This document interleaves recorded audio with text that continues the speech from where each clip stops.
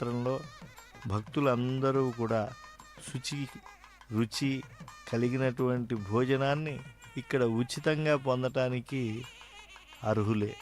ఇందులో ఒకరికి ప్రధానమైనటువంటి వారికి అంతరించుకుని ఎంతోసేపు ఎదురు చూసి స్వామి సందర్శనం అయిన తరువాత ఆ స్వామి మహిమల్నే ఒకరికొకరు చెప్పుకుంటూ పరవశించి ఇసుక పాత్ర వలె ఎంతకీ తరగనటువంటి వారి అనుభూతులు పరస్పరం అందించుకుంటూ ఆ తర్వాత మాతృశ్రీ వేంగమాంబ అన్నదాన సత్రానికి వచ్చి ఈ అన్నప్రసాద కేంద్రంలో భోజనాన్ని స్వీకరించడం చేస్తూ ఉన్నప్పటికీ కూడా అక్కడ ఉపాహారం స్వీకరించిన లేదా ఆహారాన్ని స్వీకరించిన మనసులో శ్రీనివాసుని దివ్యమంగళ విగ్రహం దర్శించినటువంటి తన్మయత్వంతోనే పులకించిపోతూ ఉంటారు.